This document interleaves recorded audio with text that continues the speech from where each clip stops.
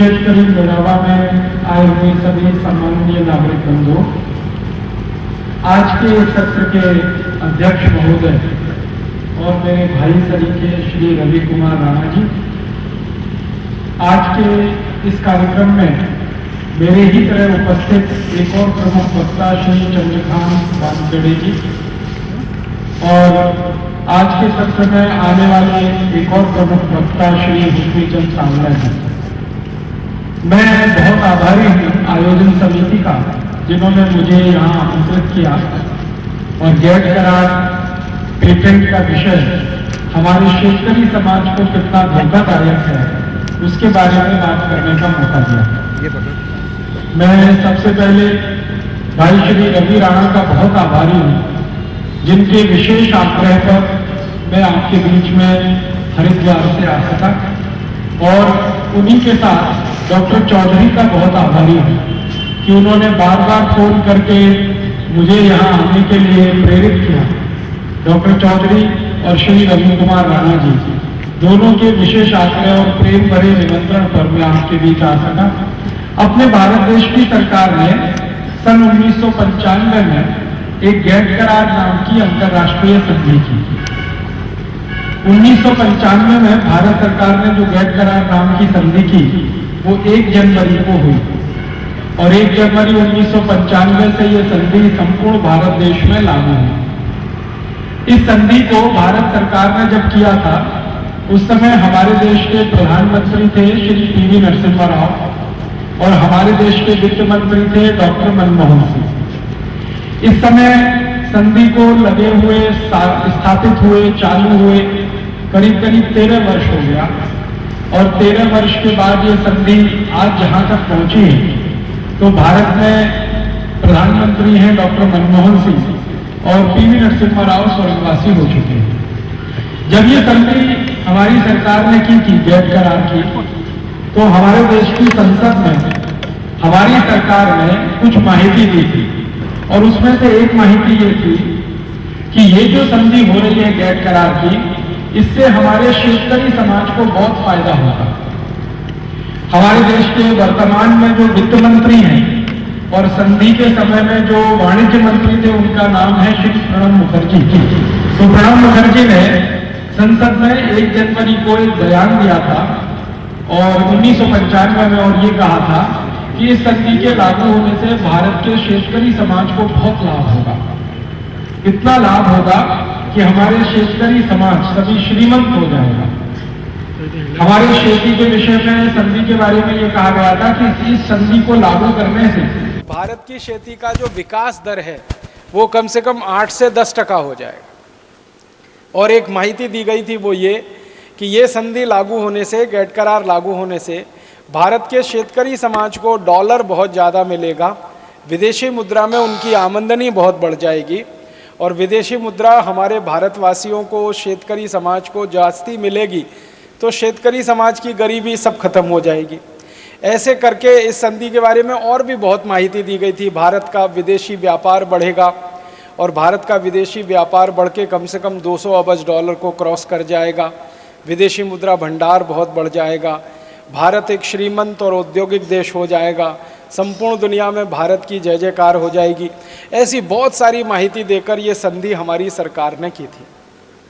अब ये संधि किए हुए लगभग 13 वर्ष हो गए, और संसद के बाहर भारत के लोगों को ये कहा गया था कि गेट करार लागू होने से खेती को और शेतकरी समाज को बहुत फ़ायदा होगा।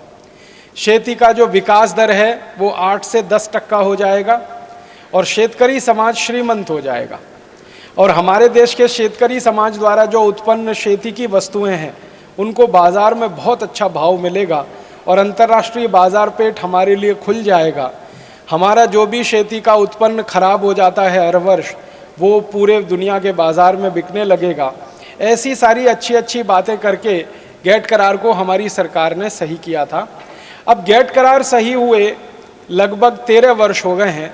13 वर्ष के बाद की स्थिति के बारे में मैं आपसे बात करना चाहता हूं कि जो सरकार ने कहा था, अब वो 13 वर्ष के बाद कहां तक पहुंचा है। तो पहली माहिती जो मैं आपको देना चाहता हूं वो ये कि भारत सरकार ने जो खेती की विकास दर की बात की थी कि 8 से 10% हो जाएगी, गेट करार लागू होने के 13 साल के बाद हमारी खेती की विकास दर अब सिर्फ 4% के आसपास है। और आपको जानकर यह दुख होगा कि जिस दिन गेट करार को सही किया गया था 1 जनवरी 1995 को, उस दिन हमारी खेती की विकास दर 4.8% थी। अब खेती की विकास दर 4% रह गई है। माने गेट करार लागू होने के 13 साल में खेती की विकास दर कम हुई है, बढ़ी नहीं। दूसरी एक माहिती दूं कि जब गेट करार सही हुआ था 1995 में, तो हमारे देश में ऐसी एक भी खबर नहीं थी कि शेतकरी समाज को आत्महत्या करनी पड़ती है। गेट करार लागू होने के अब 13 साल में हमारे देश के शेतकरी समाज के हजारों शेतकरी आत्महत्या कर रहे हैं। हम जहां विदर्भ में रहते हैं, विदर्भ में तो शायद ही कोई जिला बचा होगा। अमरावती है, फिर वर्धा है, फिर बुल्ढाना है, फिर गढ़चिरौली है। विदर्भ के तो सारे जिले, एक भी जिला ऐसा बाकी नहीं है जहां शेतकरी समाज की आत्महत्या न हुई हो। और इस विदर्भ का एक बड़ा प्रतिनिधि समाचार पत्र है देशोन्नति। देशोन्नति ने तो बाकायदा एक मुहिम चला रखी है कि जब भी कोई शेतकरी आत्महत्या करता है, देशोन्नति वो अखबार है जिसके प्रथम पृष्ठ पर उसकी खबर छपती है। और वो काट काट कर मैं रखता रहता हूँ। अभी तक हजारों शेतकरी आत्महत्या की खबर देशोन्नति के माध्यम से मेरे जैसे पाठकों को मिली है। और ये आत्महत्या हमारे शेतकरी समाज की विदर्भ में हो रही है। ये सिर्फ विदर्भ में नहीं है, आंध्र प्रदेश में भी शेतकरी समाज की आत्महत्या हो रही है। कर्नाटक में भी शेतकरी समाज आत्महत्या के रास्ते पर है। केरल में, तमिलनाडु में भी शेतकरी समाज आत्महत्या के रास्ते पर है। भारत के 12 से ज़्यादा राज्यों से शेतकरी समाज के आत्महत्या करने की खबर मिलती है। 12 से ज़्यादा राज्यों में शेतकरी आत्महत्या कर रहे हैं। बड़ा दुख है और अफसोस है और ये शर्मनाक है कि गेट करार जब साइन किया गया, गेट करार जब इस देश में लाया गया 1 जनवरी 1995 से, उस समय तक हमारे देश में शेतकरी आत्महत्या की खबरें ना के बराबर थी।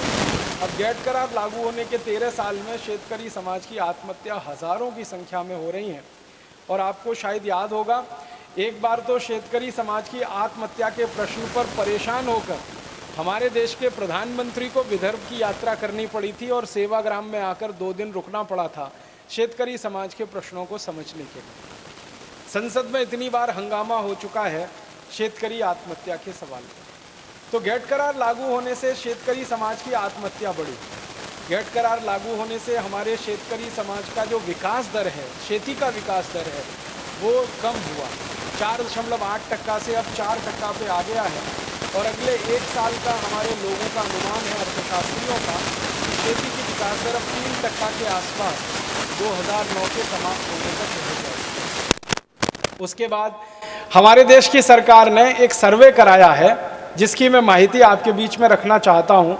गेट करार लागू होने के बाद भारत के शेतकरी समाज और साधारण लोगों पर उसका क्या फ़र्क पड़ा है, क्या अंतर आया है, उसके लिए एक सर्वे हुआ। हमारे देश में एक बहुत बड़े अर्थतज्ञ हैं, बहुत बड़े अर्थशास्त्री हैं, उनका नाम है प्रोफेसर अर्जुन सेन गुप्ता। वो हमारे वर्तमान प्रधानमंत्री डॉक्टर मनमोहन सिंह के बहुत खास मित्र हैं और भारत देश में बहुत समय तक ऊंचे पदों पर रहे हैं। जब श्रीमती इंदिरा गांधी इस देश में प्रधानमंत्री हुआ करती थी तो प्रोफेसर अर्जुन सेन गुप्ता लोकसभा के हमारे देश के योजना आयोग के उपाध्यक्ष हुआ करते थे। योजना आयोग का अध्यक्ष प्रधानमंत्री होता है, उसके ठीक नीचे उपाध्यक्ष। तो प्रोफेसर अर्जुन सेन गुप्ता योजना आयोग के उपाध्यक्ष रह चुके हैं, बहुत बड़े अर्थतज्ञ हैं, बंगाल के बहुत समय तक वित्त मंत्री रहे हैं। ऐसे एक विद्वान व्यक्ति ने भारत सरकार का एक सर्वेक्षण पूरा किया है। 2006 जून में वो सर्वेक्षण छपा है और उससे ये उन्होंने एक माहिती निकाली है कि गेट करार लागू होने के बाद भारत के साधारण लोगों की स्थिति और विशेष रूप से शेतकरी समाज की स्थिति बहुत खराब हुई है। उन्होंने कुछ आंकड़े दिए हैं। उन्होंने बताया है कि गेट करार लागू होने के लगभग 12 साल में भारत के साधारण लोगों की गरीबी बहुत बढ़ी है, साधारण शेतकरी की गरीबी बहुत बढ़ी है। और उन्होंने गरीबी के आंकड़े दिए हैं। मेरे जैसे आदमी को हैरानी होती है, सारे देश को हैरानी है। 84 कोटि लोग इस समय गरीबी की रेखा के इतने नीचे हैं कि जिनके पास एक दिन में खर्च करने के लिए 20 रुपया नहीं है। गेट करार लागू होने के बाद की ये स्थिति है। 84 कोटि भारतवासी एक दिन में 20 रुपए खर्च नहीं कर सकते। आप जरा सोचिए, 115 कोटि का हमारा देश है, 115 कोटि में 84 कोटि लोगों के पास एक दिन में खर्च करने के लिए 20 रुपया नहीं है। इसका सीधा मतलब है 84 कोटि लोगों की एक दिन की आमदनी 20 रुपए से कम है। और प्रोफेसर अर्जुन सेन गुप्ता की रिपोर्ट को ही आगे मैं बता रहा हूं कि 50 कोटि लोगों की तो एक दिन की आमदनी 10 रुपए से कम है, 50 कोटि लोग। और 25 कोटि लोगों की एक दिन की आमदनी 5 रुपए से कम है। और ये पिछले 12-13 साल में बहुत तेजी से हुआ है, गरीबी बहुत तेजी से बढ़ी है। फिर हमारे देश के प्रोफेसर अर्जुन सेन गुप्ता की ही कमेटी की रिपोर्ट है, वो ये कहते हैं कि गेट करार लागू होने के बाद छोटे छोटे जो उद्योग धंधे हैं, छोटे छोटे जो रोजगार करने के काम होते थे, वो बहुत तेजी से कम हुए हैं। छोटे उद्योग धंधे, रोजगार देने वाले सारे तंत्र धीरे धीरे खत्म हुए। और एक दो माहिती देता हूं, गेट करार लागू होने के 12 साल में हमारे देश का शेती का जो निर्यात है वो बहुत तेजी से गिरा है। हम जो शेती का निर्यात करते थे 1995 में, उस निर्यात से हमारी जो कुल आमदनी होती थी, आज वो आमदनी हमारी 20 से 25% कम हो चुकी है, शेती से होने वाली आमदनी। और ये आमदनी कैसे कम हुई है?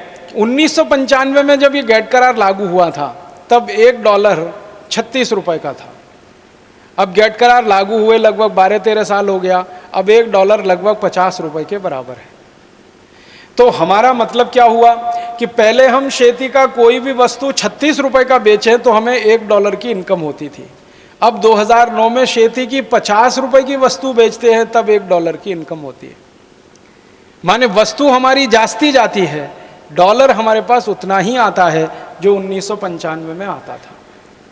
अगर आप इसको टक्केवारी में निकालेंगे तो 36 रुपए डॉलर से अब 50 रुपए डॉलर हो गया।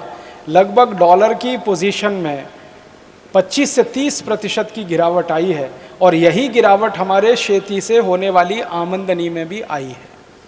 और इसी गिरावट के कारण हमारे शेतकरी समाज को गरीबी और ज़्यादा आई है। अब आपके मन में एक प्रश्न आएगा कि गेट करार लागू होने से ये शेतकरी समाज और खेती को नुकसान हुआ कैसे? मैं आपको एक छोटी सी माहिती देता हूँ। गेट करार की बहुत सारी शर्तें हैं। गेट करार का मैंने बहुत अभ्यास किया, लगभग 10 से 12 साल। और उस अभ्यास के बाद सारे देश में मैंने 10,000 से ज़्यादा व्याख्यान दिए गेट करार पर। गेट करार एक अंतर्राष्ट्रीय समझौता है जिसमें 155 देशों ने सही किया है। इसमें से 20 से 25 देश हैं जो बहुत श्रीमंत हैं, जैसे अमेरिका है, जैसे कनाडा है, जैसे ब्रिटेन है, जैसे फ्रांस है, जैसे जर्मनी है, जैसे स्विट्ज़रलैंड है, जैसे स्वीडन है। ऐसे 20 से 25 देश बहुत श्रीमंत हैं जो गेट करार में सही किए हैं। और बाकी के 125 देश बहुत गरीब हैं। बहुत गरीब देशों में जैसे बोत्सवाना एक देश है, बहुत ही गरीब देश है। अफ्रीका का देश है, बहुत ही गरीब है। वहाँ तो पूरे देश की सकल आमदनी की जब बात की जाती है तो एक आदमी की आमदनी रुपए में जब गिनी जाती है तो 1.5 से 2 रुपए से कम पड़ती है उनके यहाँ। तो बोत्सवाना है, अफ्रीका के छोटे छोटे देश है, नाइजीरिया है, सोमालिया है, इथियोपिया है। फिर उसके बाद लैटिन अमेरिका के देश हैं, ब्राज़ील है, मैक्सिको है, चिली है, कोस्टारिका है, कोलंबिया है। फिर और साउथ ईस्ट एशिया के देश हैं। तो 125 देश तो बहुत गरीब हैं और 25 देश हैं जो बहुत श्रीमंत हैं। उनकी श्रीमंताई का अंदाज़ा आप लगा सकते हैं। अमेरिका जैसा श्रीमंत देश अपने शेतकरी समाज को दर वर्षी $400 अरब की सब्सिडी देता है। $400 अरब, $400 बिलियन। $400 अरब अमेरिका की सरकार अपने शेतकरी समाज को सब्सिडी देती है। इस सब्सिडी का मतलब मैं आपको समझाना चाहता हूँ वो क्या है। अगर अमेरिका का कोई शेतकरी खेती करे और खेती में वो ये कहे कि मेरे पास $1 का उत्पन्न है, अमेरिका का कोई शेतकरी $1 का उत्पन्न अगर अपने क्षेत्र में करता है तो अमेरिका की सरकार उस $1 के उत्पन्न को अमेरिका से शेतकरी से 400 देकर खरीद लेती है। $400 देके खरीद लेती है। $1 का उत्पन्न वो $400 देके खरीद लेते हैं। माने शेतकरी को उत्पन्न से 400 पट जास्ती मुनाफा वो दे देते हैं। अब वो उत्पन्न को फिर वो अंतर्राष्ट्रीय बाजार में बिक्री करते हैं और उस बिक्री के कारण वो सस्ता हो जाता है क्योंकि सरकार के पैसे बहुत लग गए हैं उसमें। तो अमेरिका के शेतकरी का जो शेत उत्पन्न है वो अंतर्राष्ट्रीय बाजार में बहुत सस्ता आके बिकने लगता है। भारत में इसका उल्टा होता है। भारत की सरकार शेतकरी को सब्सिडी तो देती नहीं है, माननीय शरद जोशी के हिसाब से अगर कहूँ तो निगेटिव सब्सिडी देती है। शेतकरी संगठन वाले यहाँ बैठे हैं, उनके हिसाब से कहूँ, उनका बड़ा अच्छा कैलकुलेशन है कि सब्सिडी तो देती नहीं, निगेटिव सब्सिडी है हमारे यहाँ, माने शेतकरी से उल्टा खींच लेती है हमारी सरकार, शेतकरी को तो देती नहीं है। तो यहाँ के शेतकरी को तो कोई खास सब्सिडी है नहीं और अमेरिका के शेतकरी को $400 अरब साल की सब्सिडी है। आप सोचेंगे कि इतने असंतुलित जमाने में कैसे शेतकरी खड़ा रहे। हमारा शेतकरी खेती करता है, कर्ज लेता है, बैंक से कर्ज लेता है, बैंक के बाद उनकी सहकारी पत संस्थाओं से कर्ज लेता है, सहकारी पत संस्थाओं का कर्ज 14-15% के ब्याज पे पड़ता है, बैंक का कर्ज भी 7 से 8% के ब्याज पे पड़ता है। और अमेरिका का शेतकरी जब कर्ज लेता है बैंक से तो उसको ब्याज ही नहीं देना पड़ता और उनके यहाँ तो निगेटिव ब्याज होता है, माने सरकार अपनी तरफ से शेतकरी को मदद करती है। तो अमेरिका का शेतकरी बिना ब्याज के कर्ज लेके खेती करता है, भारत के शेतकरी को ब्याज भर के खेती करनी पड़ती है, ब्याज देनी पड़ती है अपने कर्जे पर। और भारत का शेतकरी सबसे जास्ती ब्याज देता है कर्जे पर, जो कोई नहीं देता इस देश में। अभी 3-4 साल पहले तक तो भारत के शेतकरी को 14% का ब्याज था हमारे देश में, और सहकारी पत संस्थाओं में तो 18 से 20% का ब्याज था। और अगर प्राइवेट मनी लेंडर से वो कर्ज लेता है तो ब्याज का दर 100% भी हो सकता है, 150 से 200% भी हो सकता है। तो भारत का शेतकरी बहुत ज्यादा ब्याज लेके, बहुत ज्यादा ब्याज देके कर्ज लेता है, अमेरिका के शेतकरी को ब्याज ही नहीं भरना पड़ता। भारत का शेतकरी अपनी वस्तुएं सरकार को बेचता है तो सरकार अंतर्राष्ट्रीय बाजार भाव से भी कई बार सस्ती कीमत पे खरीदी कर लेती है, वहां भी शेतकरी मार खा जाता है। फिर अंतर्राष्ट्रीय बाजार में अमेरिका की सरकार अपनी शेतकरी को एक्सपोर्ट सब्सिडी देती है और भारत की सरकार ऐसी कोई सब्सिडी नहीं देती है। तो अंत में निर्णय क्या आता है, अंत में फैसला जहां जाता है या बात जहां जाके रुकती है वो ये कि भारत के शेतकरी का माल अंतर्राष्ट्रीय बाजार में जाते जाते महंगा हो जाता है, क्योंकि यहाँ ब्याज ज़्यादा देनी है, सरकार की तरफ से एक्सपोर्ट सब्सिडी भी नहीं है, और सरकार को शेतकरी समाज की अगर टोटल सब्सिडी है तो वो निगेटिव है। इन तीनों बातों से मिलकर भारत के शेतकरी का कोई भी उत्पन्न अंतर्राष्ट्रीय बाजार में महंगा होता है, और अमेरिका और कनाडा और यूरोप के शेतकरी का उत्पन्न अंतर्राष्ट्रीय बाजार पेट में सस्ता होता है। अब सस्ता उत्पन्न है तो जास्ती बिकेगा, महंगा उत्पन्न है तो कम बिकेगा। यही चक्कर में भारत के शेतकरी समाज की वस्तुएं अंतर्राष्ट्रीय बाजार में कम बिकती हैं, और फिर अंतर्राष्ट्रीय बाजार में जब शेतकरी समाज की वस्तुएं कम बिकती हैं तो उसका दोनों तरफ ऋणात्मक प्रभाव आता है। पहला तो माल कम जाता है, दूसरा शेतकरी को आमदनी कम होती है। इसके विपरीत दूसरे देशों के शेतकरी को जब ज़्यादा सब्सिडी वाला माल भारत में आके बिकता है, क्योंकि WTO की एग्रीमेंट की शर्तों के अनुसार कोई भी देश के खेती का माल किसी भी देश में जाकर आसानी से बिकेगा। तो अमेरिका का शेत उत्पन्न भारत में आके बिक सकता है, यूरोप का शेत उत्पन्न भारत में आके बिक सकता है। तो अमेरिका और यूरोप के देशों की कापूस आके भारत में बिकना शुरू हो गई है। अब अमेरिका की कापूस और यूरोप की कापूस भारत में आके बिकती है तो उसका बाजार भाव 1500 रुपये 1600 रुपये कुंटल के आसपास होता है, और भारत के शेतकरी समाज की जो कापूस होती है, खराब से खराब कापूस 1700-1800 रुपये कुंटल की होती है। तो भारत की शेतकरी की कापूस महंगी और अमेरिका के शेतकरी की कापूस सस्ती, तो भारत के बाजार में भी अब विदेशी कापूस जास्ती बिकती है। तो कापूस उत्पन्न करने वाले शेतकरी समाज की कापूस कम बिकती है। एक तो अंतर्राष्ट्रीय बाजार में भाव कम मिलता है, दूसरे अपने ही देश के बाजार में कापूस कम बिकती है। दोनों का ही दुष्परिणाम ये होता है कि कापूस उत्पन्न करने वाले शेतकरी को आमदनी कम होती है, और वो आमदनी उसके खर्चे से भी कई बार कम होती है। तो बैंक का खर्चा इतना लागत बढ़ जाती है कि वो कर्जे में डूब जाता है और अंत में आत्महत्या करने के लिए मजबूर हो जाता है। हमारे देश में टाटा इंस्टीट्यूट ने एक रिसर्च कराया, सर्वे कराया विदर्भ में, शेतकरी समाज की आत्महत्या के विषय। तो उसमें पता चला कि बहुत सारे कापूस उत्पन्न करने वाले विदर्भ के जो शेतकरी हैं, उनका जो कापूस उत्पन्न का खर्चा है उससे कम कीमत पर उनकी कापूस बिक रही है बाजार में। खर्चा आता है 1700 रुपये कुंटल, खर्चा आता है 1800 रुपये कुंटल, और कापूस बिकती है 1500 रुपये कुंटल, 1400 रुपये कुंटल, 1350 रुपये क्विंटल, ऐसी स्थिति हमारे यहाँ है। और एक समय क्या आता है कि जब आप खर्चा ज़्यादा करें खेती में और उत्पन्न आपका ना बिके उस भाव से, जिस भाव का खर्चा आपने किया, तो हर समय आप घाटे घाटे और घाटे की खेती करें, और घाटे की खेती की पूर्ति करने के लिए बैंक से कर्जा लें, और बैंक के कर्जे को ब्याज देने के लिए कर्जा लें, फिर कर्ज का ब्याज और ब्याज का कर्ज, यही चक्कर में किसान आत्महत्या कर ले। ऐसी हालत हमारे यहाँ है। दूसरी एक समस्या गेट करार के बाद जो हमारे यहाँ पैदा हुई कि जब से प्रदेश के शेत उत्पन्न भारत के बाजार में आसानी से बिकने लगे हैं, हमारे शेतकरी ने उन उत्पन्न को करना ही कम कर दिया है। आपको सुन के अफसोस होगा और मुझे बहुत दर्द है ये कहते हुए कि भारत के बाजार पेट में मलेशिया की दाल बिकती है, भारत के बाजार पेट में इंडोनेशिया की दाल बिकती है, भारत के बाजार पेट में चाइना का लहसुन बिकता है, भारत के बाजार पेट में ईरान का आलू बिक रहा है, भारत के बाजार पेट में अमेरिका का सेब बिक रहा है, सफरचंद जिसको हम कहते हैं, एप्पल। भारत के बाजार पेट में न्यूजीलैंड का केला बिक रहा है। माने दुनिया भर के हजारों शेत वस्तुएं, कृषि वस्तुएं भारत के बाजार में आके बिकने लगी हैं। अब जिन वस्तुओं को अपना शेतकरी उत्पन्न करता था, वही वस्तुएं जब विदेशों के बाजार से आकर अपने बाजार में बिकने लगेंगी, तो भारत के शेतकरी के लिए बाजार कम होता गया, और बाजार कम होता गया तो फिर शेतकरी को आमदनी में कमी आ गई, और फिर वो आमदनी की कमी शेतकरी की गरीबी को बढ़ा गई। आज से 10-12 साल पहले हम ये कल्पना नहीं कर सकते थे कि भारत के बाजार में चाइना का लहसुन मिलेगा, ईरान का आलू मिलेगा, अमेरिका का सफरचंद मिलेगा, न्यूजीलैंड का केला मिलेगा, या मलेशिया, इंडोनेशिया जैसे देशों की दालें मिलेंगी। एक छोटा सा देश है हमारे पड़ोस में बर्मा, उसकी सबसे ज़्यादा दाल आके यहाँ बिकती है। अरहर की दाल, मूंग की दाल, उड़द की दाल, चने की दाल बर्मा जैसे देश की अंधाधुंध बिकती है। और समस्या क्या आती है, भारत के शेतकरी की दाल का भाव 3500 रुपये क्विंटल, तो बर्मा की दाल का भाव 2700 रुपये क्विंटल, 2800 रुपये क्विंटल।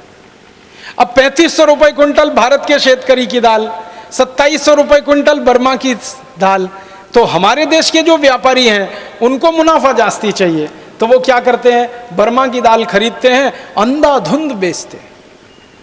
मैं कल जलगांव में था, यहाँ आने के लिए मैं कल जलगांव से ट्रेन पकड़ा था, सवेरे जलगांव से ट्रेन पकड़ा था, कल रात जलगांव में रुका था। आप जानते हैं जलगांव बहुत बड़ा बाजार है दाल का। मेरे एक बहुत नज़दीकी दोस्त हैं जो दाल की प्रोसेसिंग करते हैं, मूंग की दाल की प्रोसेसिंग करते हैं। मैंने कल उनसे पूछा क्या हाल है बाजार का, तो उन्होंने कहा राजीव भाई 2-2.5 साल हो गए हैं हिंदुस्तान की मूंग की दाल बाजार में नहीं है, 2-2.5 साल हो गए। मैं बोला फिर किसकी है, तो उन्होंने कहा सारी मूंग की दाल बर्मा से आकर बिक रही है।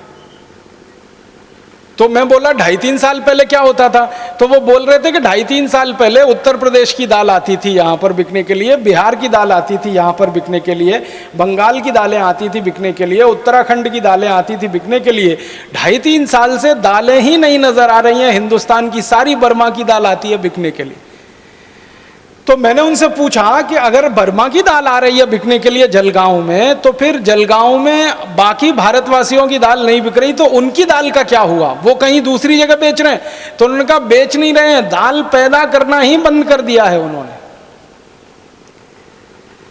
हमारे देश के हजारों नहीं लाखों शेतकरी जो 2.5-3 साल पहले तक दाल पैदा करते थे, उन्होंने 2.5-3 साल से दाल पैदा करना ही कम कर दिया है। और सरकार अब चिंता कर रही है कि दाल का क्षेत्रफल इस देश में घट रहा है, दलहन का क्षेत्रफल इस देश में घट रहा है।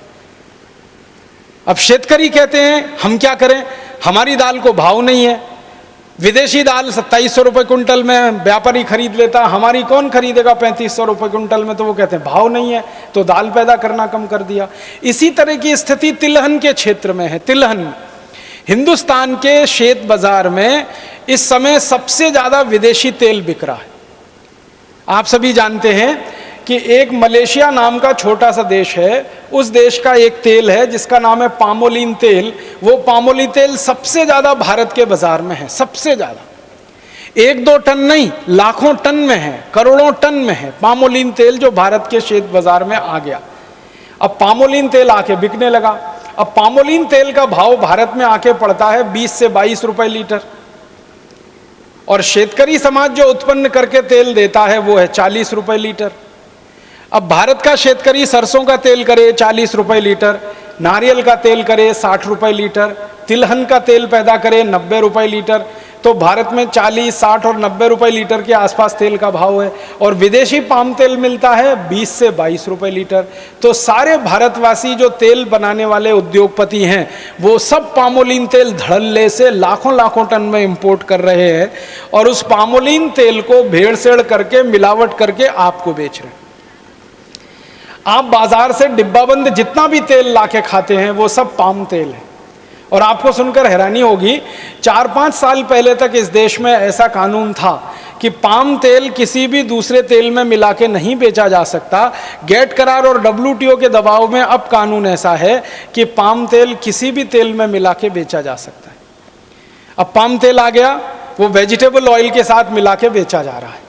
आप बाजार से तेल खरीद के लाते हैं, किसी भी नाम का तेल खरीदो, रिफाइंड तेल के नाम से और डबल रिफाइंड तेल के नाम से बाजार में जितना भी तेल मिल रहा है वो सब पामोलिन तेल है। अब पामोलिन तेल हम खा रहे हैं, शेतकरी समाज खा रहा है। क्यों?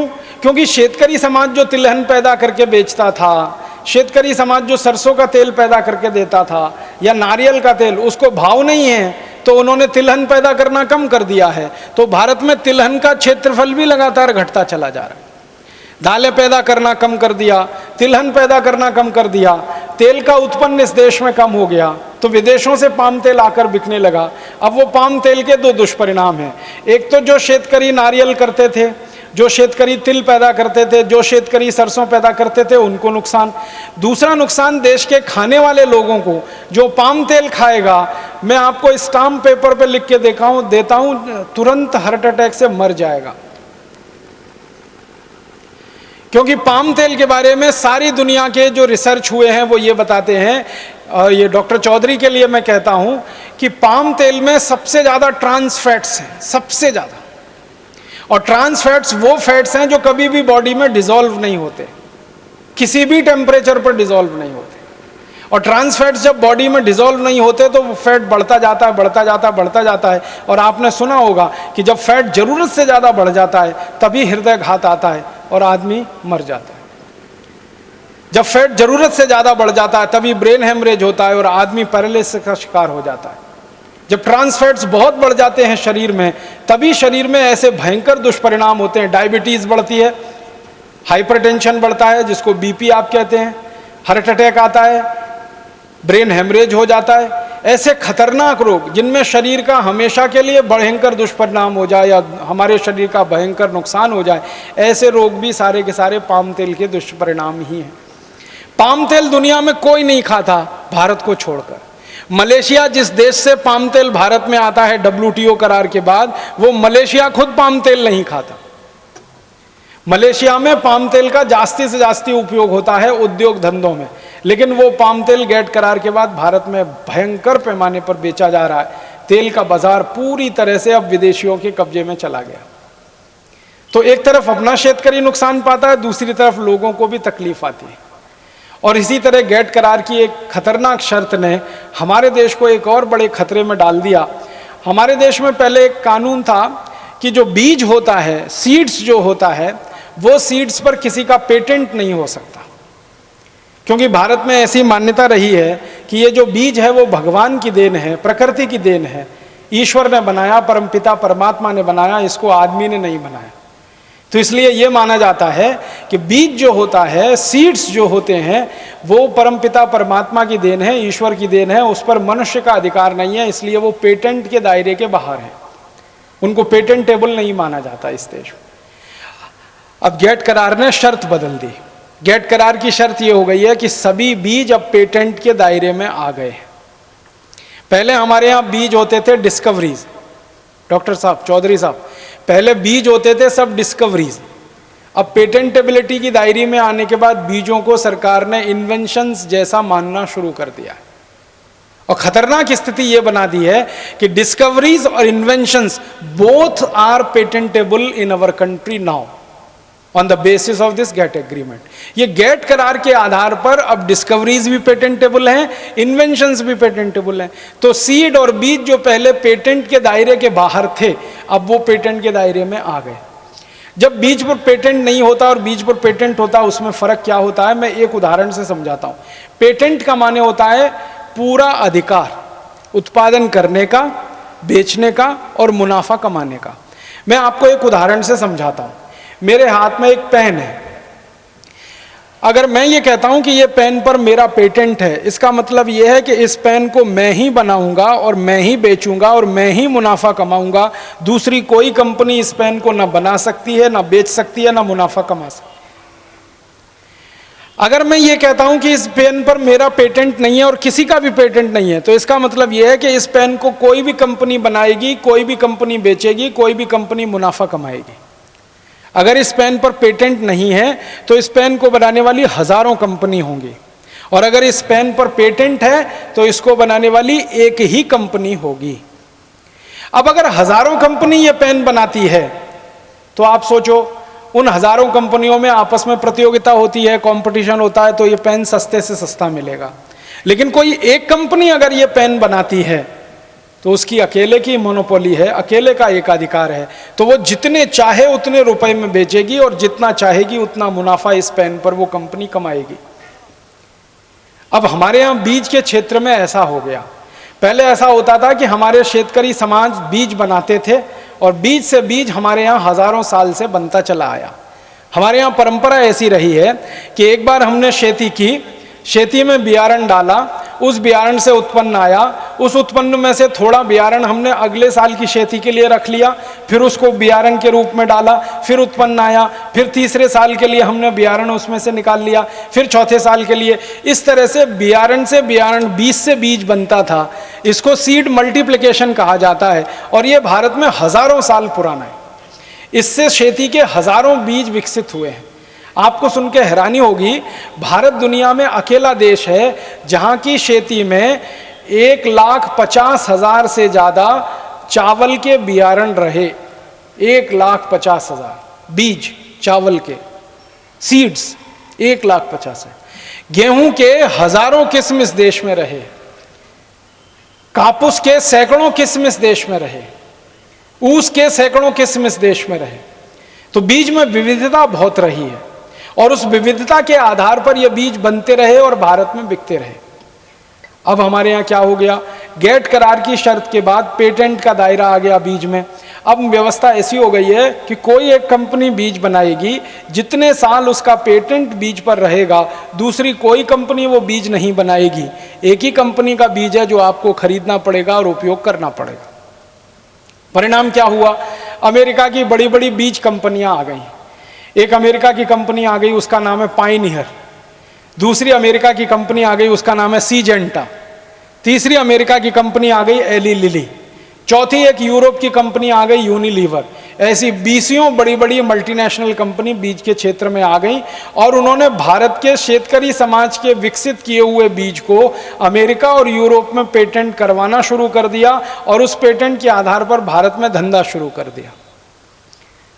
बहुत दुख होता है और अफसोस होता है मुझे ये कहते हुए कि भारत के छत्तीसगढ़ प्रांत में चावल का बियारण जो हजारों साल से चलता आ रहा था, उस पर अभी पेटेंट अमेरिका की सीजेंटा कंपनी का है। इसी तरह से भारत के कापूस के बहुत सारे बियारण जो हजारों साल से शेतकरी समाज ने विकसित किए, उस पर अमेरिकन कंपनियों ने पेटेंट एप्लीकेशन दे रखे हैं। तो हमारे बियारण और अब विदेशी कंपनियों के पेटेंट के दायरे में, इस पेटेंट के दायरे का मतलब मैंने आपसे कहा कि बीज पर अगर किसी कंपनी का 20 साल का पेटेंट है तो वो कंपनी 20 साल तक उस बीज को बेचेगी और 20 साल तक उस पर मुनाफा वो कमाती रहेगी। भारत का कोई भी शेतकरी अगर उस बीज को बनाकर बेचने की कोशिश करेगा तो वो अमेरिकन कंपनी उस शेतकरी के खिलाफ मुकदमा करेगी और शेतकरी को जेल में डाल दिया जाएगा, उसको हथकड़ियां लगाई जाएंगी और उसको नॉन बेलेबल ऑफेंस डिक्लेयर किया जाएगा। अब सोचो, मैं हजारों साल से एक बियारण बनाता हूं, अपने खेत में वापरता हूं, उसी पर अमेरिकन कंपनी ने पेटेंट ले लिया तो वो बियारण का सारा कंट्रोल अमेरिकन कंपनी के हाथ में चला गया, मेरे हाथ में अब कुछ नहीं रह गया। तो परिणाम क्या होगा, शेतकरी समाज जो बीज से बीज बनाता था और बीज के उत्पादन में स्वावलंबी होता था, अब वो शेतकरी समाज का सारा स्वावलंबन खत्म हो रहा है और वो सारा का सारा बीज अब मल्टीनेशनल कंपनी के कंट्रोल में चला गया। अब उसका परिणाम क्या हुआ, जब मल्टीनेशनल कंपनी के कंट्रोल में बीज चला गया तो बीज का भाव बढ़ गया। जो बीज पहले आपको 40, 50, 60 रुपए किलो मिल जाता था, अब उस बीज की कीमत हो गई 10,000 रुपए किलो, 15,000 रुपए किलो, 20,000 रुपए किलो, 25,000 रुपए किलो। आप यहां पर कोई शेतकरी भाई हैं जो शायद कापूस करते होंगे, आपने कापूस में एक बीज का नाम सुना होगा ना, BT cotton, BT cotton, BT cotton. ये बीटी कॉटन पेटेंटेड सीड है और इसी तरह से हमारे देश के बाजार में आया।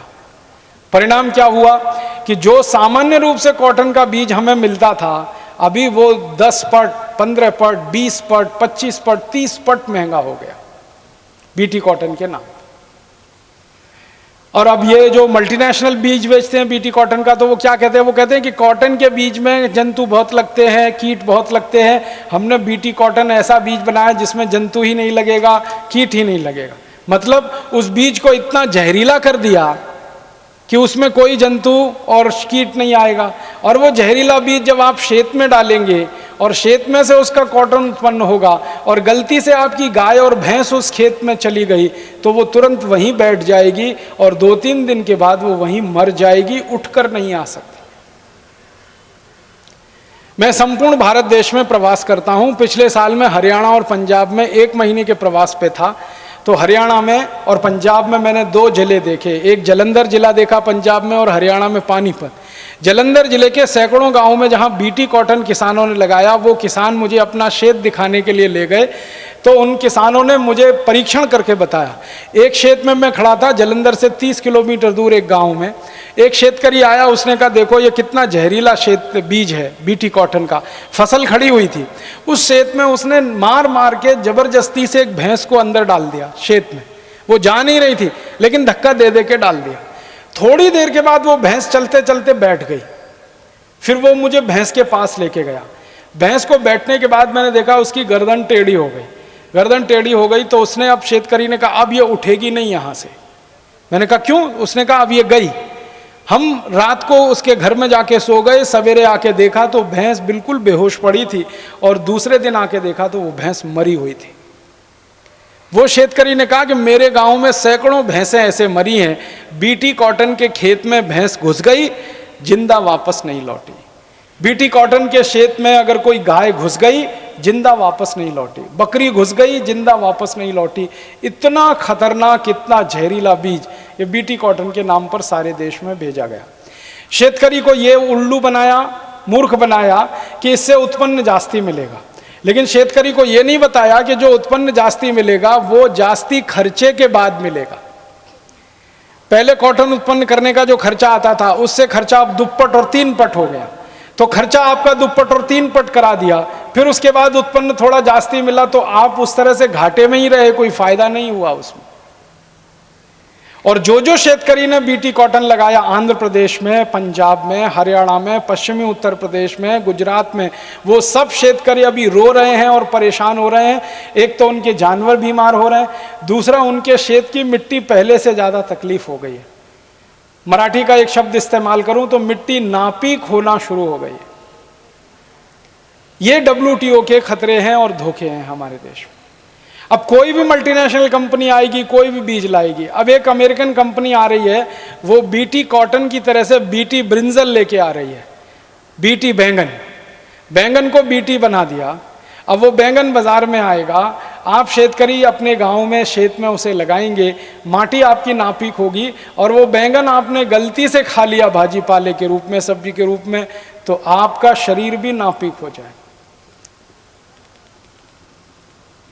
दुनिया के जिन देशों में बीटी ब्रिंजल को बैन किया गया, वहां के लोगों का कहना है और वैज्ञानिकों का कहना है कि जो देश में बीटी ब्रिंजल चला, नपुंसकता सबसे ज्यादा बढ़ी। लोगों ने जिसने भी खाया, नपुंसकता बढ़ी। अब फिर बीटी टमाटर लाने की बात कर रहे हैं, फिर बीटी पटेटो माने बीटी बटाटा लाने की बात कर रहे हैं। तो बीटी बनाकर सारे भाजी पाले को हिंदुस्तान में लाने की तैयारी बहुत सारे मल्टीनेशनल्स कर रहे हैं। तो एक तरफ शेतकरी समाज को तकलीफ, हमारी माटी को नापीक बनाने की साजिश या षड्यंत्र, और दूसरी तरफ शेत का जो उत्पन्न बढ़े उससे भी ज़्यादा उसका खर्चा बढ़े। हमारे देश में ये चल रहा है। और एक छोटी सी आखिरी बात और कहता हूँ कि WTO जब से आया 1995 से, तब से मैंने भाव देखना शुरू किया, एक एक साल का भाव मैंने इकट्ठा किया। WTO 1995 में 1 जनवरी से शुरू हुआ। हमारे देश में यूरिया और DAP का भाव बढ़ना शुरू हो गया WTO के बाद। 1995 के आंकड़े बताता हूं। 1994 दिसंबर तक हमारे देश में 50 किलो यूरिया था 70 रुपए का, 70 रुपीज पर बैग। 50 किलो का यूरिया का बैग 70 रुपए का। WTO आने के बाद हमारे देश की सरकार ने डायरेक्ट और इनडायरेक्ट दोनों सब्सिडीज को कट करने का जो प्रयास किया शेतकरी समाज की, यूरिया DAP की सब्सिडीज भी कम हुई शेतकरी समाज के लिए। तो अब वही यूरिया 70 रुपए का जो 50 किलो था, अब 270-275 रुपए का 50 किलो है 2009 में। तो यूरिया का भाव बढ़ गया। कम से कम अगर आप 70 रुपए का 140 में लो 2 पट हो, और 70 रुपए का आप अगर 180 में लेते हो 3 पट हो गया। 70 रुपए का अगर आप 250, 260, 270 में लेते हो 4 पट। तो 4 पट यूरिया का भाव बढ़ा दिया सरकार ने WTO की कंडीशन से। फिर DAP का भाव उससे भी ज़्यादा हो गया। DAP तो करीब 8 से 9 पट महंगा हो गया। जब WTO लागू हुआ था हमारे देश में तो 1 लीटर डीजल था 17 रुपये 35 पैसे का, अब 1 लीटर डीजल है 35 रुपये का। माने डीजल का भाव दुप्पट हो गया WTO के आने के बाद। अब शेतकरी जो सबसे ज्यादा वापरता है वो यूरिया, दूसरे नंबर पर DAP, तीसरे नंबर पर डीजल। तो यूरिया, DAP, डीजल जो शेतकरी का सबसे जास्ती खर्चा है, वही 4 पट, 8 से 10 पट और दुप्पट महंगा हो। तो शेतकरी का खर्चा भी 4 पट, 8 से 10 पट महंगा हो गया। खर्चा जास्ती हो गया, महंगा जास्ती हो गई खेती, यूरिया DAP महंगा हो गया, डीजल महंगा हो गया, तो खेती का उत्पन्न खर्चा ज़्यादा हो गया, लागत खर्च ज़्यादा हो गया, कॉस्ट ऑफ प्रोडक्शन ज़्यादा हो गया। और अंतर्राष्ट्रीय बाजार से सस्ती खेती वस्तुएं आने लगी। मैंने आपसे कहा WTO की कंडीशन पहले ऐसी थी, मैंने पहले WTO नहीं था तो बाहर से आने वाले शेत उत्पन्न पर हम टैक्स लगा के उसको महंगा बनाते थे। अब WTO की शर्तों के बाद बाहर से आने वाले खेती के उत्पन्न पर जास्ती टैक्स नहीं लगा सकते, वो जास्ती महंगा नहीं हो सकता, वो सस्ता आके बाजार में बिकता है। तो भारत के शेतकरी का शेत उत्पन्न महंगा और बाहर से आने वाले शेतकरी, अमेरिका यूरोप के शेतकरी का शेत उत्पन्न सस्ता। तो सस्ता शेत उत्पन्न भारत के बाजार में आके ज़्यादा बिकेगा, तो शेतकरी अपने का उत्पन्न कम बिकेगा। तो वही उत्पन्न कम बिकने से खेती का जो लागत, खेती का जो विकास दर है, जो WTO आने के पहले 4.8% था, अब वो विकास दर 4% से भी कम है। 2009 तक आते आते वो 3% रह जाएगा। माने शेतकरी समाज और ज़्यादा गरीब गरीब गरीब और गरीब होता चला जाएगा। तो हमारी सरकार तो WTO की नीतियों में ऐसी फंसी है जो शेतकरी समाज को ज़्यादा गरीब बना रही है और शेतकरी समाज की तकलीफें ज़्यादा बढ़ा रही है। तो आप बोलेंगे अब क्या करना चाहिए? तो मैं मेरे व्याख्यान के अंत में यही आपसे कहना चाहता हूं कि सारे शेतकरी समाज को मिलकर अभी 2 काम करने चाहिए। पहला काम तो ये करना चाहिए कि जो सरकारों ने WTO एग्रीमेंट किया, जिन सरकारों ने WTO की शर्तों को हमारे शेतकरी समाज पर लाद दिया, ऐसी सरकारों को सबक सिखाना चाहिए। ऐसे नेताओं को, ऐसे पुढ़ारियों को सबक सिखाना चाहिए जिन्होंने WTO इस देश के ऊपर थोप दिया और इस देश के शेतकरी को मरने के लिए स्थिति में डाल दिया, आत्महत्या करने की स्थिति में डाल दिया। ये सोचिए आप, कितनी विडंबना है कि लोगों का पेट भरने वाला शेतकरी खुद भूखा रह जाए और आत्महत्या करने के लिए मजबूर हो जाए। सारे देश का पेट भरने वाला शेतकरी खुद भूखा रहे और आत्महत्या करने के लिए मजबूर हो, बेवश हो। ये कितनी बड़ी विडंबना है जो इस देश की आज़ादी के 60 साल में हमको देखनी पड़ रही है। ये उस देश में देखनी पड़ रही है जिस देश में खेती की प्रधानता हमेशा से रही है। ये उस देश में देखनी पड़ रही है जहाँ के प्रधानमंत्रियों ने जय जवान जय किसान का नारा दिया है। उस देश के किसानों को आत्महत्या करनी पड़ रही है। तो अभी तो 2 ही काम हैं जो कर सकते हैं आप, और उसको रास्ते को ठीक कर सकते हैं, बदल सकते हैं इन परिस्थितियों को। पहला तो हमारी सरकारों के ऊपर दबाव बनाना कि ये जो WTO एग्रीमेंट है, ये जो गेट करार है, या तो इसकी शर्तों को बदलो नहीं तो गेट करार को रद्द करो, हमें ये नहीं चाहिए। अगर इसकी शर्तें नहीं बदलती हैं तो जिन शर्तों पर गेट करार लागू है ये तो हमें नहीं चाहिए। ये समाज के बीच में से आवाज आने की जरूरत है और मुझे तो ऐसा लगता है कि इस आधार पर हमारे देश में बड़े आंदोलन करने की जरूरत है। और बड़े आंदोलन वो कौन करेगा? वो आप सब मिलकर शेतकरी समाज के लोग ही करेंगे। हम सब उसमें सहयोग करेंगे, हम सब उसमें सहभागी बनेंगे। तो शेतकरी समाज के बीच में से ये आवाज़ आनी चाहिए कि WTO करार की खेती विषय की जो शर्तें हैं, इन शर्तों को या तो पूरी तरह से बदल दो, नहीं तो गेट करार को रद्द कर दो, हमें ये नहीं चाहिए। तब आप बोलेंगे अगर हम गेट करार रद्द कर देंगे तो सारी दुनिया में अकेले पड़ जाएंगे, अलग थलग हो जाएंगे। ऐसा कुछ नहीं है। मैं आपको माहिती के लिए बताता हूं, गेट करार एक मल्टीलैटरल एग्रीमेंट है, बहुपक्षीय समझौता है, जिसमें बहुत सारे देशों के साथ मिलकर एक साथ व्यापार किया जाता है। दूसरा व्यापार का और एक रास्ता है दुनिया में। एक तो व्यापार होता है वो मल्टीलैटरल है, बहुपक्षीय है। एक तो व्यापार होता है वो बाइलैटरल है, द्विपक्षीय है। तो हम मल्टीलैटरल व्यापार नहीं करेंगे, बाइलैटरल करेंगे। इसमें तकलीफ क्या है?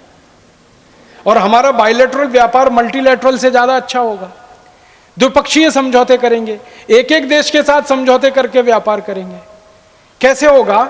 मान लीजिए हमारे देश में बहुत जास्ती मात्रा में चाय उत्पन्न होती है, कॉफी उत्पन्न होती है, और यूरोप के देशों में चाय और कॉफी की बहुत ज़्यादा ज़रूरत है लेकिन उनके यहाँ उत्पन्न नहीं होती है। तो हमारी चाय कॉफी का व्यापार हम यूरोप के देशों के साथ द्विपक्षीय स्तर पर करेंगे और उसमें हमारा रेट फिक्स करेंगे, ना कि उनके रेट पर बेचेंगे। क्योंकि हमें गरज नहीं है, उन्हें गरज है हमारी चाय और कॉफी की।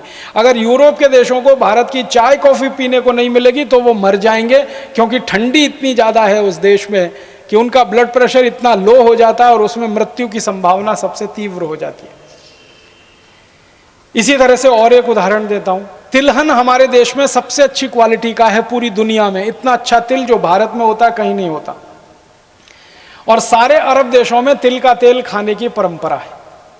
तिल का तेल खाते हैं, खजूर का तेल खाते हैं, नारियल का तेल खाते हैं। तो जिन देशों को तिल का तेल चाहिए और हमारे पास तिल बहुत अधिक मात्रा में हो, तो हम भाव तय करके द्विपक्षीय आधार पर समझौता करके वो तेल बेचेंगे। उसमें भाव भी अच्छा मिलेगा और हमारी इज्जत और सम्मान भी ज़्यादा बढ़ेगा दुनिया। तो मेरा ये कहना है कि मल्टीलैटरल व्यापार का जो समझौता WTO है, इसको ख़त्म करके बाइलैटरल तरीके से, द्विपक्षीय तरीके से हम व्यापार के समझौते कर सकते हैं और एक एक देश के साथ एक एक समझौता करके हमारी वस्तुओं को ज़्यादा अच्छे भाव पर बेच सकते हैं। तो हमको WTO की तो वैसे कोई ज़रूरत नहीं है, हम द्विपक्षीय आधार पर व्यापार दुनिया में कर सकते हैं। और दूसरी जानकारी, अगर WTO हम ख़त्म करा देते हैं तो भारत के बाज़ार में क्या फ़ायदा होगा? बर्मा की दाल बिकना बंद हो जाएगी भारत के बाज़ार में, अमेरिका का सेब बिकना बंद हो जाएगा, न्यूजीलैंड का केला बिकना बंद हो जाएगा, अमेरिका की कापूस आना बिकना बंद हो जाएगी यहाँ पर, कनाडा का गेहूं आकर बिकना बंद हो जाएगा, ऑस्ट्रेलिया का गेहूं आकर नहीं बिकेगा। माने परदेशी खेती वस्तुएं भारत के बाजार में बिकना कम हो जाएंगी। परिणाम क्या होगा? भारत के शेत बाजार में भारत की स्वदेशी वस्तुओं की डिमांड बढ़ जाएगी और जैसे ही स्वदेशी वस्तुओं की डिमांड बढ़ेगी तो स्वदेशी वस्तुओं की कीमतें बढ़ जाएंगी और शेतकरी समाज को जास्ती लाभ मिलेगा। मैंने एक सीधा सा हिसाब निकाला कि आज अगर हम WTO को कैंसिल कर दें और विदेश का कापूस भारत के खेती में आकर बिकना बंद हो जाए, भारत के शेत बाजार में, भारत के मार्केट में विदेशी कापूस ना बिके, तो अभी विदर्भ के शेतकरी का कापूस 5 से 5.25 हजार रुपए क्विंटल का भाव आराम से हो जाएगा। अभी आज की तारीख विदेशी कापूस जैसे ही खत्म होगा भारत के बाजार से, देशी कापूस को 5-5.25 हजार रुपए क्विंटल का भाव सीधे हो जाता है। विदेशी गेहूं अगर भारत के बाजार में आकर बिकना बंद हो जाए तो देशी गेहूं को भाव वैसे ही 2000 रुपए क्विंटल हो जाता है, जो अभी 1100 रुपए क्विंटल भी नहीं। विदेशी चावल अगर आकर बिकना बंद हो जाए, फिलीपींस का चावल यहाँ ना बिके तो भारत के चावल का भाव 1400 से 1500 रुपए क्विंटल सीधे हो जाता है, दुप्पट भाव हो जाता है। गेहूं का भाव दुप्पट, चावल का भाव दुप्पट, आपके कापूस का भाव दुप्पट, आपका जो केला है उसका भाव दुप्पट, सफरचंद का भाव दुप्पट, आपकी जो भी शेत वस्तुएं हैं वो दुप्पट से 3 पट भाव पर तो आज हो जाएंगी अगर विदेश से आने वाली वस्तुओं को बंद कर दिया जाए इस देश में। और विदेशी श्वेत वस्तुओं को जैसे ही हम बंद करेंगे तो भारत के शेतकरी की वस्तुएं महंगी हो जाएंगी, वो एक बात होगी। और दूसरी बात ये होगी कि भारत के शेतकरी को जब ज़्यादा भाव मिलने लगेगा तो वो खेती अपने आप उस दिशा में करना ज़्यादा शुरू करेगा। अगर कापूस को 5,000 रुपये क्विंटल भाव हो जाए, अपने आप कापूस उत्पन्न करने का क्षेत्रफल बढ़ जाएगा इस देश में। अगर गेहूं को भाव 2-2.5 हजार रुपये क्विंटल हो जाए, गेहूं ज़्यादा करना अपने आप शुरू कर देंगे शेतकरी। अगर चावल को भाव ज़्यादा हो गया तो चावल ज़्यादा अपने आप ही शुरू हो जाएगा। तिलहन को भाव ज़्यादा हो जाए, दलहन को भाव ज़्यादा हो जाए, दलहन का क्षेत्रफल बढ़ता है, तिलहन का क्षेत्रफल बढ़ता है। ये सरकार ने कई बार स्टडी कराई है कि 1 से 2% भाव में जब बढ़ोतरी होती है तो 1 कोटि हेक्टेयर ज़्यादा खेती होने लगती है। हमारे कृषि मंत्रालय का एक रिसर्च है, एक सर्वे है कि 1 से 2 पट भाव बढ़ जाए, 1 से 2% भाव में बढ़ोतरी हो जाए, 1 कोटि हेक्टेयर खेती ज्यादा होने लगती है। अगर 8 से 10% भाव ज्यादा हो जाए तो आप सोचो कितने कोटि हेक्टेयर जास्ती खेती इस देश में होने लगती है। तो खेती जास्ती होती है, क्षेत्रफल ज्यादा होता है खेती का, और ज्यादा लोगों को उसमें रोजगार मिलता है। और एक तीसरा फायदा होता है, अगर WTO की शर्तों को हम रद्द कर दें और हिंदुस्तान की सरकार ये तय करे और हम उनको दबाव डालें कि 1995 में जब आपने WTO लागू किया था उस समय खेती का जो लागत खर्च था उसी लागत खर्च पर खेती को ले जाकर फिक्स कर दो, तो यूरिया आपको फिर से 70 रुपये का 50 किलो मिलता है। DAP आपको बड़े आराम से, बहुत आराम से 8 से 10 रुपये का 1 किलो मिल जाता है, जो इस समय 22 से 25 रुपये किलो है। यूरिया DAP का भाव 4 पट सस्ता होता है, DAP का भाव 8 से 10 पट सस्ता होता है, डीजल पेट्रोल का भाव कम से कम 2 पट सस्ता होता है। तो ये सब चीज़ें सस्ती होती हैं, यूरिया सस्ता, DAP सस्ता, सुपर फॉस्फेट सस्ता, फिर डीजल सस्ता, तो खेती का लागत खर्च कम होता है। लागत खर्च कम होता है और बाजार में कीमत जास्ती मिलती है तो किसानों को दोहरा फायदा होता है, 2 तरफ से प्रॉफिट होता है।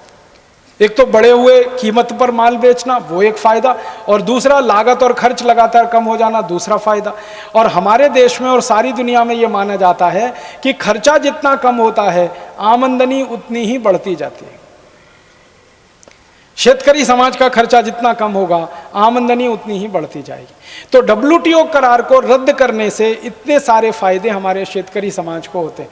और मेरा मानना है कि कापूस 5,000 रुपये क्विंटल, गेहूं 2,500 रुपये क्विंटल और चावल 1,500-2 हज़ार रुपये क्विंटल बिकने लगे और हर श्वेत वस्तु का उत्पन्न आधा खर्चा कम हो जाए और माल का भाव दुप्पट बढ़ जाए, सब शेतकरी श्रीमंत होते जाएं, एक भी शेतकरी आत्महत्या करने के लिए मजबूर ना हो इस देश में।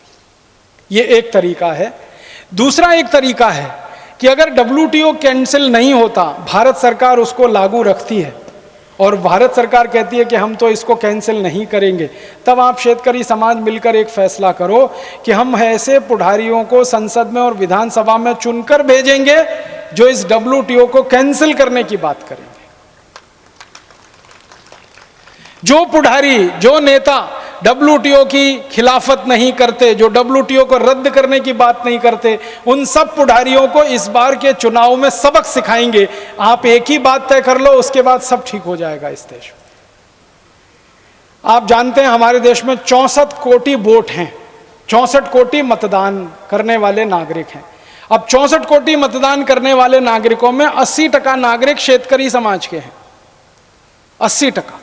अगर ये 80% शेतकरी समाज के नागरिक ये तय कर लें कि हम मतदान उसी पुढ़ारी को करेंगे, उसी नेता को मतदान देंगे जो WTO को रद्द कराएगा, और WTO को रद्द कराने का माने शेतकरी समाज की समृद्धि और संपत्ति को दुप्पट बनाना, 3 पट बनाना, तो जो शेतकरी समाज को समृद्धशाली बनाएगा दुप्पट और 3 पट, और WTO को रद्द कराएगा, ऐसे पुढ़ारी को वोट करेंगे, ऐसे पुढ़ारी को मत देंगे, तो आप देख लो अगली बार की लोकसभा बदल जाएगी, अगली बार की विधानसभा बदल जाएगी, पूरी तस्वीर बदल जाएगी। आप बोलेंगे ऐसे पुढ़ारी आएंगे कहां से? आपके बीच में से आएंगे। ये मंच पे हमारे रवि भाई राणा बैठे हैं, हम सब लोग इनको कह रहे हैं कि आप तैयारी करो, और तैयारी करो, गंभीरता से तैयारी करो। विधानसभा में जाओ, नहीं तो लोकसभा में जाओ, और अपने जैसे 350 खासदारों को लोकसभा में लेके जाओ, और अपने जैसे 480 आमदारों को विधानसभा में लेके जाओ। ये रवि राणा एक हैं, इनके जैसे 480 आमदार नहीं मिलेंगे पूरे महाराष्ट्र में, खूब मिलेंगे। जो बेईमान नहीं है, जो चोर नहीं है, लंपट नहीं है, उचक्के नहीं है, शराबी नहीं है, कबाबी नहीं है, ऐसे तो बहुत लोग मिलेंगे। रवि राणा में तो कम से कम इतने दुर्गुण तो नहीं है। शराब वो पीते नहीं, दारू पीते नहीं, मांस खाते नहीं, लंपट है नहीं, चोरी कभी की नहीं, जेल कभी गए नहीं, पुलिस के अपराध में उनका कोई रिकॉर्ड नहीं। तो ऐसे ईमानदार स्वच्छ छवि वाले लोग 480 हमको चाहिए। पूरे महाराष्ट्र की लोक संख्या है 10 कोटि की, 10 कोटि में 480 नहीं मिलेंगे? जरूर मिलेंगे। बस हमें करना क्या है कि ये रवि राणा हुए, ऐसे 479 और इकट्ठे करके एक साथ इनको विधानसभा में भेज देना। तो आप बोलेंगे फिर क्या होगा? महाराष्ट्र की विधानसभा में अगर 480 आमदार ऐसे जाते हैं जो गैट करार का विरोध करते हैं और एक विधानसभा इस गैट करार को रद्द कर दे, तो भारत सरकार की ताकत नहीं है जो पूरे देश पर उसको लागू कर दे, क्योंकि यह संविधान हमारा ऐसा कहता है। हमारे संविधान में बिल्कुल स्पष्ट लिखा हुआ है कि भारत की विधानसभाओं ने अगर गैट करार को अमान्य किया, रद्द किया, कैंसिल किया, तो सरकार लागू नहीं करा सकती, क्योंकि भारत एक फेडरल स्टेट है, संघीय राज्य है, जिसमें विधानसभाओं की भी ताकत लोकसभा के बराबर है।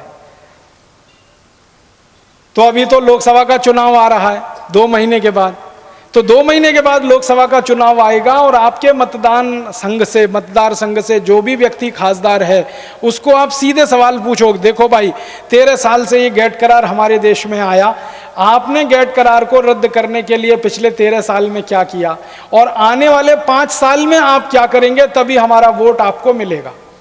जिस दिन आपने वोट को गैट करार के सवाल से जोड़ दिया, उसी दिन खासदारों को झक मार के कहना पड़ेगा कि हाँ हम गैट करार को रद्द करेंगे। अगर तुम रद्द करोगे तो स्टाम्प पेपर पर लिख के दो, पूरे पब्लिक के सामने घोषणा करो कि मैं लोकसभा में जाने के बाद गैट करार को रद्द कराने के लिए काम करूंगा। और अगर तुमने नहीं कराया तो तुमको वापस बुला के किसी दूसरे को भेजेंगे हम गैट करार को रद्द कराने के लिए। ये नहीं कि 5 साल तुमको चुनकर भेज दिया तो 5 साल हम चुप बैठ जाएंगे। तुमने अगर काम नहीं किया तो तुमको वापस बुलाएंगे, दूसरे को भेज देंगे, तीसरे को भेज देंगे। तो गैट करार को रद्द कराने वाले खासदार चाहिए लोकसभा में, गैट करार को रद्द कराने वाले आमदार चाहिए विधानसभा में। और अब के बार के चुनाव में आप इस बात का ध्यान रखिए कि जो लोग गैट करार का विरोध करते हैं, जो मल्टीनेशनल का विरोध करते हैं, जो विदेशी कंपनियों का विरोध करते हैं, भारत के शेतकरी समाज को समृद्ध बनाना चाहते हैं, खेती को संपन्न बनाना चाहते हैं, उन्हीं को वोट करिए। और मेरा आपको हाथ जोड़कर निवेदन है कि वोट करते समय पक्ष को ध्यान में मत रखिए, व्यक्ति को ध्यान में रखिए, क्योंकि पक्ष कई बार बेईमान हो जाते हैं। हम पक्षों को एक बात के लिए चुनकर भेजते हैं कि इस काम को करने के लिए जा रहे हैं, जब वो वहां पहुंच जाते कहते हैं ये नहीं हो सकता, कुछ और बताओ, ये नहीं हो सकता, कुछ और बताओ। फिर वो अपने मूल मुद्दे सब भूल जाते हैं, फालतू फालतू काम करना शुरू कर देते हैं। इसलिए पक्षों को वोट मत करिए, व्यक्तियों को वोट करिए। कोई बहुत अच्छा कामदार है, कोई बहुत अच्छा खासदार है, लेकिन उसका पक्ष खराब है, तो भी आप उस आमदार और खासदार को वोट करिए, क्योंकि पक्ष को आपने अगर वोट किया तो पक्ष तो नागनाथ और सांपनाथ हैं, दोनों ही डसेंगे, चाहे जिससे डसवा लो अपने आप। आजादी के 60 साल में यही हुआ है। इसलिए व्यक्तियों को चुनिए, और व्यक्तियों को चुनते समय उनकी कुछ विशेषताएं हैं जो ध्यान में रखिए कि वो व्यक्ति कितना ईमानदार है, कितना चरित्रवान है, रात को रोज दारू पी के तो नहीं सोता है, रात को कोई खराब काम तो नहीं करता है, गलत काम तो नहीं करता है, पर स्त्री गमन तो नहीं करता, पर वैश्या गमन तो नहीं करता। ऐसी बातों को चुनकर अगर आप ध्यान देंगे तो अच्छे लोग चुनकर जाएंगे, और अच्छे लोग हमेशा अच्छे ही काम करते हैं। बुरे लोगों को चुनकर भेजेंगे, वो बुरे काम ही करेंगे। अभी तो आप ऐसा चुनाव करते हैं कि एक व्यक्ति है, उसने 100 मर्डर किए, दूसरे ने 90 मर्डर किए, आप 90 वाले को वोट दे देते हैं। वो 90 वाला जब चुनकर जाता है तो वो 150 मर्डर करा देता है, वो उसका बाप निकलता है पिछले वाले का। ऐसा चुनाव बंद कर दीजिए।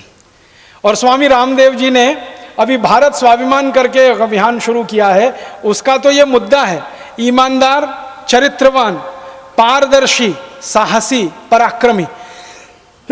ये 5 सूत्र हैं, ईमानदार, चरित्रवान, साहसी, पराक्रमी और पारदर्शी। ऐसे गुण जिसमें भी हैं वो सबको चुनवाकर संसद में भेजना, लोकसभा में, विधानसभा में भेजना। इसके लिए भारत स्वाभिमान मंच बना दिया, अभियान शुरू कर दिया उन्होंने। मैं उसी अभियान का एक कार्य करने वाला व्यक्ति हूँ। हमारे रवि भाई राणा भी उस अभियान के साथ जुड़े हुए हैं। यहाँ बहुत सारे जो पतंजलि योग समिति के कार्यकर्ता बैठे होंगे वो भी उस अभियान के अंग हैं।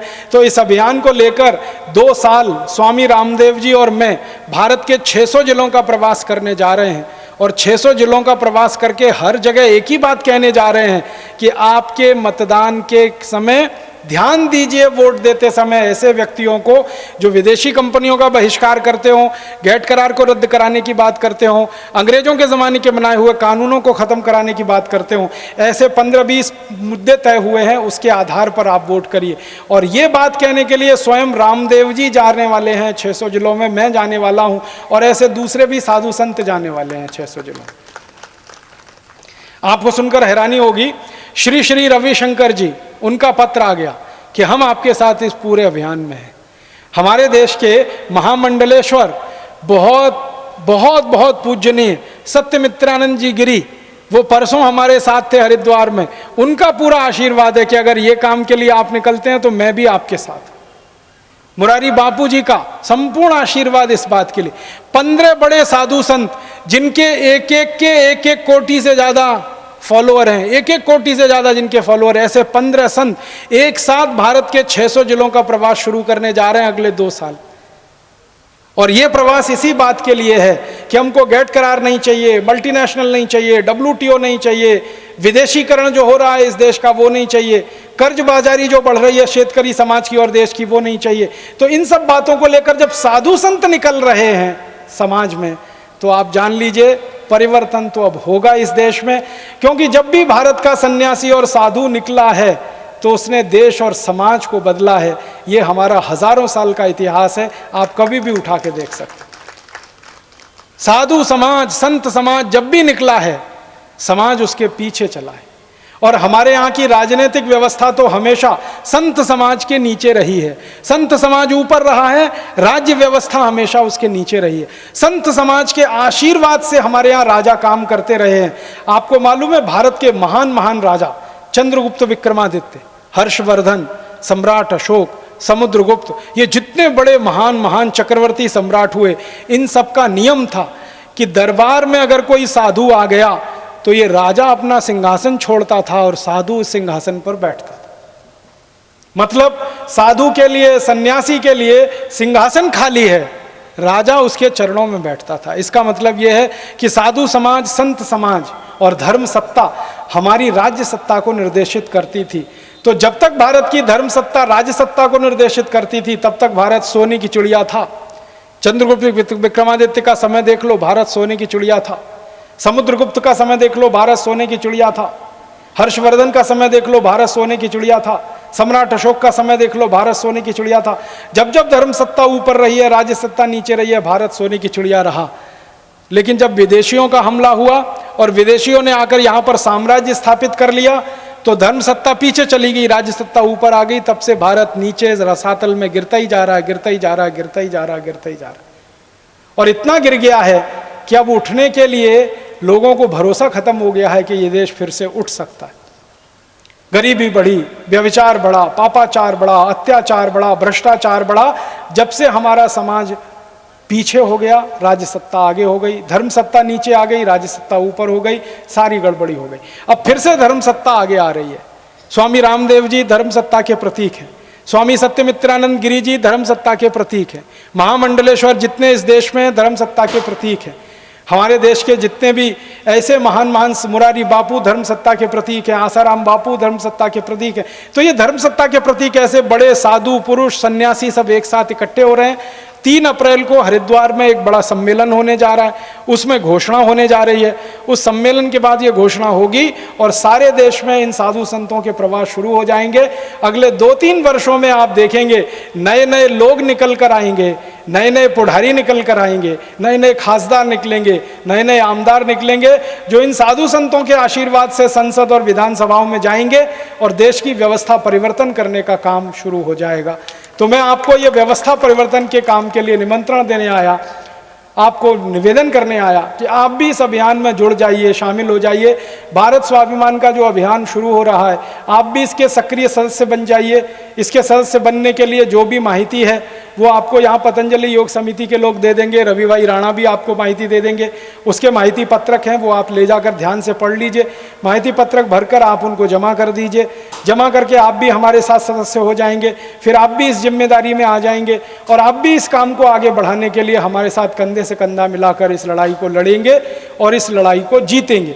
मैं ये कहते हुए मेरा व्याख्यान समाप्त कर रहा हूं कि इस WTO के खिलाफ की लड़ाई को, मल्टीनेशनल के खिलाफ की लड़ाई को हम लड़ेंगे और जीतेंगे, लड़ेंगे और जीतेंगे, लड़ेंगे और जीतेंगे। आप सभी का आभार, बहुत धन्यवाद।